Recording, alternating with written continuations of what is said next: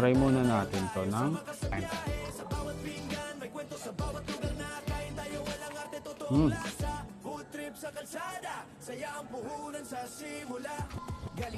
Yun nga meron tayong susubukan na isang produkto mula Norte at dahil naisipan namin mag-food trip ng tropa ay eto na rin ang food trip namin.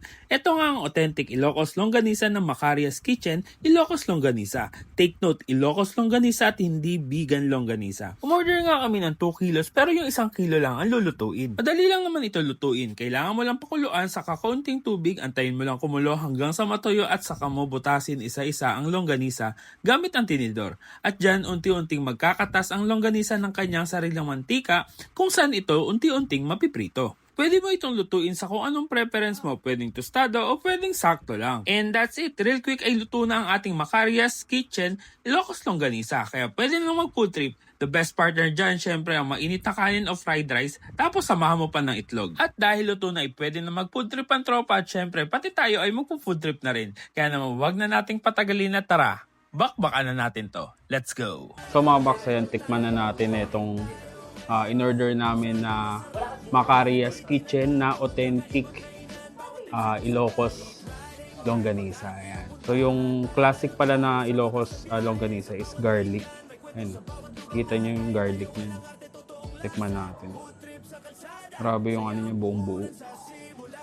Try muna natin to ng walang kahit anong sausawan.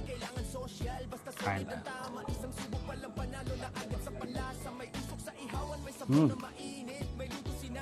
Garlic flavor nandun.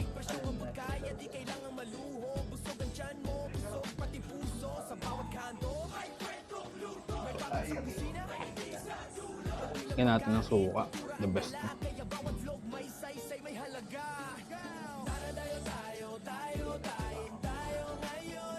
Ay.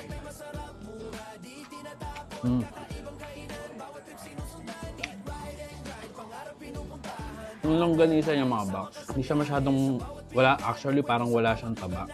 Pero yung karne niya, talagang firm na firm talaga siya. Tsaka buong buo, siksik na siksik siya dun sa balat. Yung itsura niya. No? Tapos yung garlic niya, yan, makikita niyo yung garlic. Yun lang yung may iba dyan. Bukod dun sa karne. Grabe, panadods.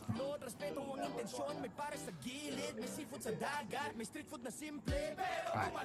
Di kailangan mahal para masabing masarap. Minsan nasa simple ang tunay na sarap. Camera on, tunay ang reaksyon. Descripted ang saya, legit ang ekspresyon. Kung masarap, sasabihin kung sakto tapat. Ganito ang trip, walang filter ang lasa. Sa bawat ride may pagod. Last bite, kain tayo. Pero sa bawat kain, sulit lahat ng drama. Kung saan may lamesa, may pagkaibigan. Sabay-sabay kumain, doon nagiging tahanan. Kung gusto niyo masubukan itong authentic na Ilocos Longganisa, yan. Pwede niyo siyang ma-order through their page or pwede niyo puntahan mismo yung kanilang website. And pwede siya i-deliver through Lalamove. Online based yung kanilang business. Hindi kayo magsisisi na masubukan pag talagang tinikman niyo, babalik-balikan niyo, hanap-hanapan na sarap. Paano?